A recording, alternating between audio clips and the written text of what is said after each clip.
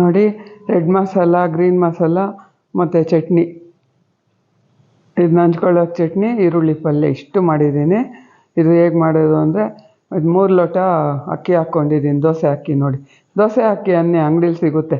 ಮತ್ತು 1.5 ಹಿಡಿ ಅವಲಕ್ಕಿ, 1 ಹಿಡಿ ಉದ್ದಿನ ಬೇಳೆ, 1 ಹಿಡಿ ತೊಗರಿಬೇಳೆ, 1 ಹಿಡಿ ಹೆಸರುಬೇಳೆ, ಮೆಂತ್ಯ ಇಷ್ಟನ್ನು ಹಾಕ್ಬಿಟ್ಟು ಚೆನ್ನಾಗಿ ಒಂದು 3-4 ಬಾರಿ ತೊಳಿಬೇಕು. ನೋಡಿ ತೊಳೆದ್ಬಿಟ್ಟು ಒಂದು 4ರಿಂದ 6 ಅವರ್ ಎಷ್ಟು ಟೈಮ್ ಇದ್ದರೆ ಅಷ್ಟು ನಿಮ್ಗೆ ನೆನೆಸ್ಬಿಟ್ಟು ಸಂಜೆ ನೋಡಿ ಈ ಥರ ರುಬ್ಬಿ ಕಲ್ಲುಪ್ಪು ಹಾಕ್ಬಿಟ್ಟು ಮುಚ್ಚಿಡಿ.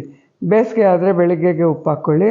ಈ ಸ್ವಲ್ಪ ಚಳಿ ಇದೆ ಅಂದರೆ ಕಲ್ಲುಪ್ಪು ಹಾಕ್ಬಿಟ್ಟು ಮುಚ್ಚಿಟ್ಬಿಡಿ. ಇದು ತುಂಬ ಮೇಲೆ ಬರೆದಿದ್ರೂ ದೋಸೆಗಳಂತೂ ಕ್ರಿಸ್ಪಿಯಾಗಿ ಬರುತ್ತೆ, ತುಂಬ ಚೆನ್ನಾಗಿ ಬರುತ್ತೆ.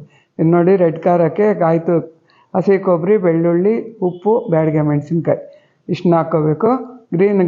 ಇದು ಮಾಮೂಲಿ ಕಡಲೆಬೀಜ ಚಟ್ನಿ. ಕಡಲೆಬೀಜ, ಕಡಲೆಪಪ್ಪು, ಹಸಿಮೆಣಸಿನ್ಕಾಯಿ, ಕೊತ್ತಂಬರಿ, ಕರಿಬೇವು, ಹುಣಸೆಹಣ್ಣು, ಉಪ್ಪು, ಕಾಯಿ ತುರಿ ಇಷ್ಟು ಹಾಕಿ ಚಟ್ನಿ ರುಬ್ಬಬೇಕು. ಈ ಗ್ರೀನ್ ಚಟ್ನಿಗೆ ಪುದೀನ, ಕೊತ್ತಂಬರಿ, ಹಸಿಮೆಣಸಿನ್ಕಾಯಿ, ಬೆಳ್ಳುಳ್ಳಿ 1 ಗಡ್ಡೆ, ಉಪ್ಪು, ಕಾಯಿ ತುರಿ ಇಷ್ಟು ಹಾಕಿ ರುಬ್ಬಿಟ್ಕೋಬೇಕು. ನೋಡಿ ಇದು ಈ ಚಟ್ನಿ ರೆಡಿ ಆಯಿತು. ಇದಕ್ಕೆ ಒಗ್ಗರಣೆ ಸ್ವಲ್ಪ ಕಡಲೆಬೇಳೆ ಹಾಕಿ ಸಾಸಿವೆ ಕರಿಬೇವು ಹಾಕಿ ಒಗ್ಗರಣೆ ಮಾಡಿದ್ದೀನಿ. ಈ ಗ್ರೀನ್ ಚಟ್ನಿ ಇವನು ರೆಡ್ ಚಟ್ನಿಗೂ ಏನು ಒಗ್ಗರಣೆನೂ ಬೇಡ, ಏನೂ ಬೇಡ.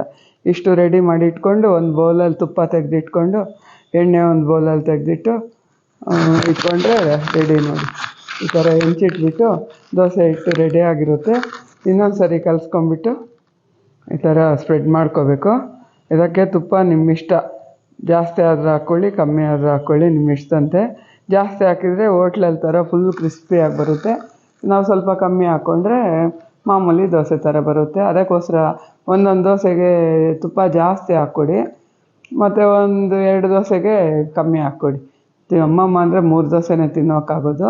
ಮನೆಯದಾದರೆ 3 ತಿನ್ಬೋದು, ಹೋಟ್ಲ್ದಾದರೆ 1 ಮತ್ತು ಬೇರೆ ಏನಾದರೂ ತಗೋತೀವಲ್ವ ಅದು ಸರಿ ಹೋಗುತ್ತೆ.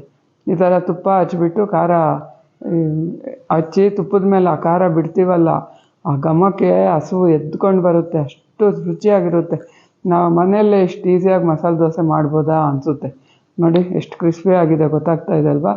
ನೀವು ಸೇಮ್ ಅದೇ ಥರ ದೋಸೆ ಹಾಕ್ಬಿಟ್ಟು ತುಪ್ಪ ಹಚ್ಬಿಟ್ಟು ಈ ಥರ ಗ್ರೀನ್ ಚಟ್ನಿನೂ ಎಷ್ಟು ಬೇಕೋ ಅಷ್ಟು ಹಚ್ಕೊಳ್ಳೋದು. ನೋಡಿ ಹಚ್ಬಿಟ್ಟು ಒಂದು ಸ್ವಲ್ಪ ಫ್ರೈ ಆದಮೇಲೆ ನಾನು ಇದನ್ನ ನನಗೆ ಅಂತ ತುಂಬ ಕ್ರಿಸ್ಪಿಯಾಗಿ ಮಾಡ್ಕೊಂಡಿದ್ದೀನಿ. ಈ ಥರ ಮಾಡಿಕೊಂಡು ಆಯಿತಾ ಮಡಿಸಿಟ್ಕೊಳ್ಳೋದು ಅಷ್ಟೇ. ನೋಡಿ ಎಷ್ಟು ಈಸಿಯಾಗಿ ಮಾಡ್ಕೊಬೋದು, ಎಲ್ಲರೂ ಮನೆಯಲ್ಲೇ ಮಾಡ್ಬೋದು. ಇವೆಲ್ಲ ಏನು ಮಹಾ ಇಲ್ಲ, ನಾವು ಅಂದ್ಕೊಂಡ್ರೆ ಯಾವ ಅಡುಗೆ ಆದರೂ ಮಾಡ್ಬೋದು.